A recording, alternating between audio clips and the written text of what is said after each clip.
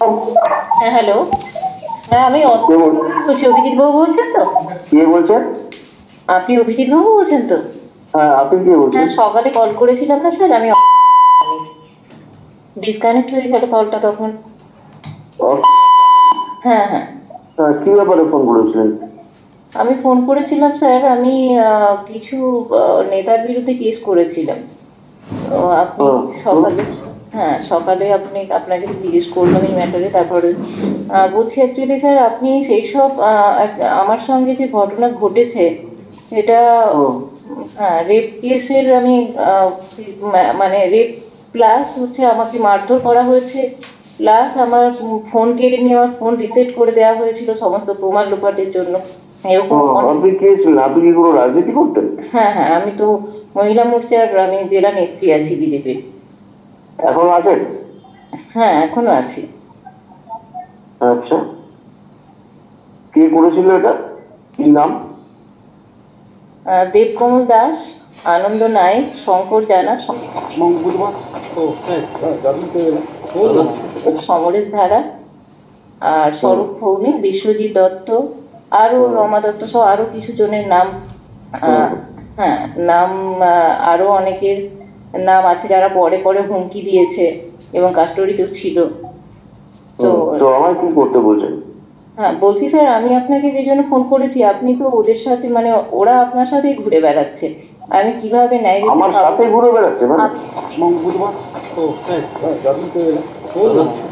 আমার সাথে ঘুরে বেড়াচ্ছে? আপনার সাথেই ঘুরে বেড়ায় ওরা। আমি অনেকগুলো ভিডিওতে দেখেছি যে আমি তো বাড়িতে আমি এদের কাউকে চিনি না। হ্যাঁ, আমার সঙ্গে ঘুরে বেড়ায় বলতে কি মিন করছেন? প্রচারে থাকে? হ্যাঁ প্রচারে থাকে। প্রচারে তো কত লোকই থাকতে পারে, আমি সবাইকে চিনবো? না, আপনি একটা ভিডিওতে বলছিলেন স্যার যে হ্যাঁ আপনার কথা শুভেন্দুদা বলেছিল, ওরা সবাই শুভেন্দু বাবুর অনুগামী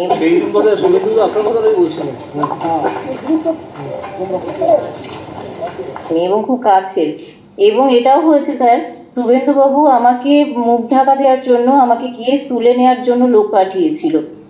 না না, এইসব আজে বাজে কথা বলবেন না। আপনি যখন একটা দলে আছেন, সেই দলের যা উচ্চতর নেতৃত্ব তাদের সঙ্গে কথা বলুন। আমাকে সরাসরি ফোন করছেন কেন? ফোন করে আপনাকে বুদ্ধি দিয়েছে? কি আপনাকে বুদ্ধি দিয়েছে? কে দেবে স্যার আমাকে? আমি বুদ্ধি দেওয়ার জন্য বসে আছি? অনেক কষ্ট করে স্যার আপনার আমি বুদ্ধি দেওয়ার জন্য বসে আছি? আপনার তাই মনে হচ্ছে? না স্যার, আমি বুদ্ধি দেওয়ার জন্য বসে আছি? তাহলে না স্যার, আপনি ওদেরকে ধর্ষকদের নিয়ে সাথে নিয়ে ঘুরতে স্যার। ফোন না আমাকে বিরক্ত করবেন না এভাবে। ফোন না স্যার, আমার কথাগুলো শুনুন। হ্যালো,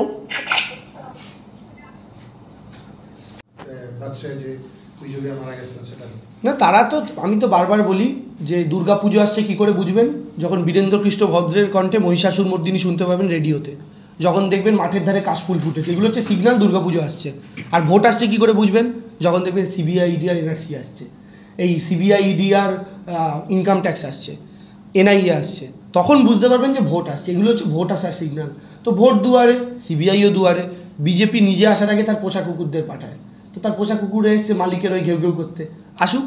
আমি তো আবার বলছি যে তোমাদের হাতে সিবিআই আছে, ইডি আছে, ইনকাম ট্যাক্স আছে, আর আমাদের কাছে একটা মমতা বন্দ্যোপাধ্যায়, একটা লক্ষ্মীর ভাণ্ডার আর কয়েকটা কন্যাশ্রী আছে। দেখা যাক তোমাদের সিবিআই যেতে না আমাদের লক্ষ্মীর ভাণ্ডার যেতে। বাচ্চা কি হবে? মানুষ এবার ভোট দিতে পারবেন বলে আমাদের বিশ্বাস। প্রশাসনের কাছে আমরা যা জানানোর জানিয়েছি, নির্বাচন কমিশনের কাছে আমরা যা জানানোর জানাবো।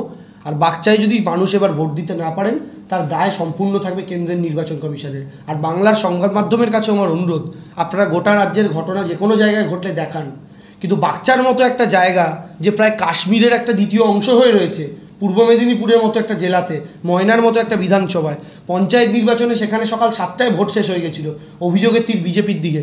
দয়া করে এটা নিয়েও আপনারা কয়েকটা শো করুন, এটাও দয়া করে আপনারা খবরের সংবাদের পর্দায় আনুন।